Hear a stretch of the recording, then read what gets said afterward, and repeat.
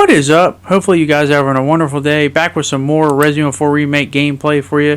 And today I'm going to be talking about the lessons that I think future Resident Evil games can take from the recent release Alan Wake 2. If you haven't already checked out my review, it's up on the channel right now, so you can go watch that so you can get a sense of what I'm trying to say here. And you can see why I absolutely loved and adored the game to death. And there's a lot of things that game does that I feel like not just Resident Evil, but other survival horror games can really take note of and use for their games. Now, I'm not trying to say that, hey, they need to change and mimic the thing perfectly, because that's just not going to be possible with the storytelling and the world that Remedy has created. I don't know if any survival horror game, unless it's a new IP, can do that.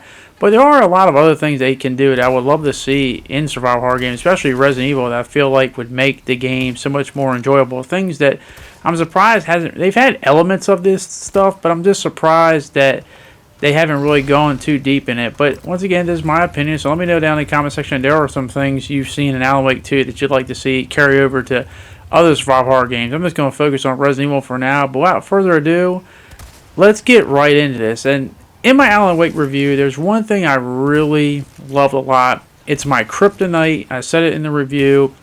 It's something I really, it's just, as soon as the game has it, it's just, I'm automatically invested, and that is the whole part of being a detective. I love the fact in this game that when you play a saga, you basically are an FBI agent slash detective, and you're basically trying to solve and figure out a case, whether it's talking to people, gathering evidence, trying to get physical evidence as well as testimony, and even profiling people.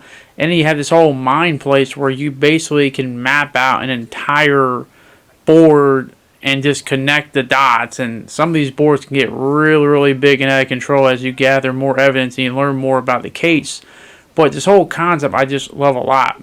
Now, what I like to see in Resident Evil is just have more detective mystery thriller involved. Like, not everything, you're going to have your action when you're shooting, bioorganic weapons, but maybe more of a thing of how they came about to be, how they were created, what organizations are behind it. Maybe when you start the game or at certain points during the game, you don't know what's going on. You got to gather evidence. And I really would like just to have a detective mode where you're just researching that, figuring out, put two and two together so that you get an idea. I really think that would add a lot to the game and make it a lot more enjoyable and make the story even that much more remarkable, just because it adds a whole new dynamic. And they've kind of played with this a little bit. I remember in Resident Evil 3 Remake, in the beginning part, they had Jill in the apartment with a bunch of map out board of evidence she was gaining against Umbrella. But I just feel like they could use that maybe for something like, if they ever do Resident Evil 9, whenever it comes out, the BSAA going rogue. Maybe they've been investigating them for a while and they're putting the pieces together to try to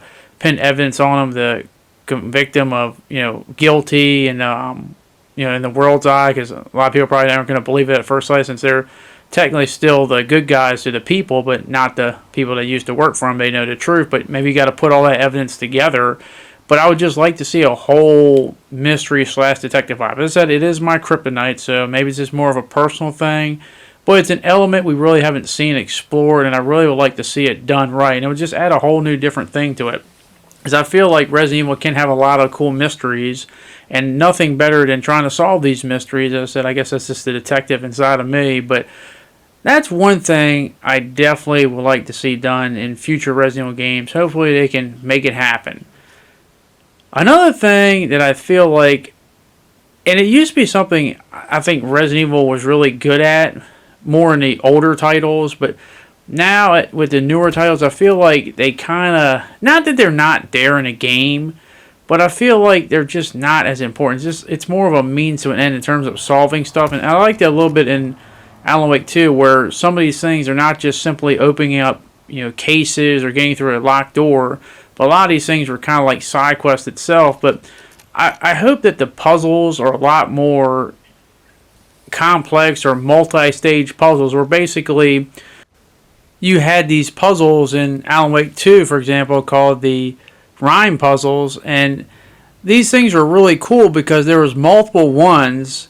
And they were kind of like a story inside the main story. And they weren't just you solve them and you get a reward. They would give you a little bit more information on what was going on. Not only would you solve them, but you would also collect files to figure out, who placed them there.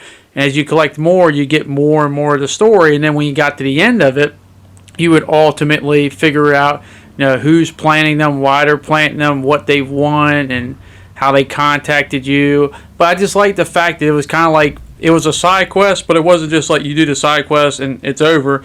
It had multiple stages, and I feel like that's something that Resident Evil can combine, doing their side quest, but also making them more, longer, making them more important than just simply, find the fish in a lake. Have one be really, really important. Have it be its own story within the confines of Resident Evil, but also maybe have it tie into the main story as well, but also have some cool ways of doing the puzzles.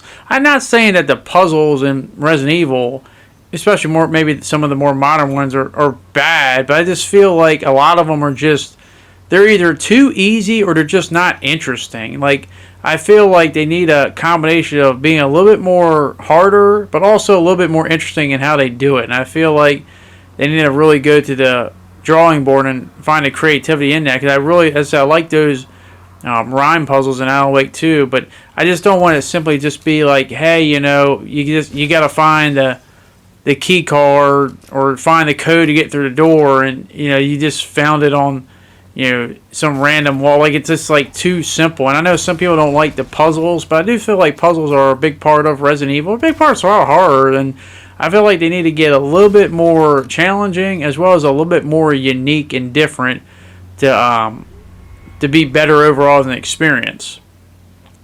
The last thing I want to say, and once again, I feel like Resident Evil 4 is kind of the closest of all the Resident Evil games that have been released to do this. But I feel like Alan Wake 2 kind of maybe did it a little bit more interesting and better. Is one of the things I liked in Alan Wake 2 is just the fact that I like that it was a semi-open world. Like, not full open world, obviously, but it was a semi-open world where, you had places you can go, but you can also drive your car to get to other different areas. Not like you're actually driving, but the car would, take it through a cutscene and stuff like that. But you had different areas, and you can always go back to them, because there's some stuff that you couldn't get to at that certain point, but you could get to later if you had the right materials. I feel like Resident Evil 4 was also on the right track to that. It's just not as, I guess, big and gigantic, but to be fair, it doesn't have two worlds it's going to at the same time. But my point being, I just feel like I like that concept maybe a little bit better than just being confined to like a small area, but also the fact I don't really like it where it's like in the, I guess, for example, like 5, for example, where it's just like you go from point A to point B, and once you get past that, like, you're never going back to that area. I like returning to areas and doing them over again. And I feel like with that semi-open world, that's the Resident Evil 4 remake, I think, is a step in the right direction. As the Resident Evil 4 was kind of a little bit, you backtracked a lot. And I like backtracking, but I just don't want to be confounded in a small place. I like what they did with Alan Wake 2, where it's a wide open area. You can go to multiple areas, and you can come back multiple times, and you can swap between two different worlds. Granted, Resident Evil is not that type of game in terms of swapping between the normal world and the dark place, but like, you get the point. Just having that ability to go backwards in multiple gigantic areas, I think would be really cool, and I feel like that'd be a step in the right direction for what Resident Evil wants to do. But that's just my opinion.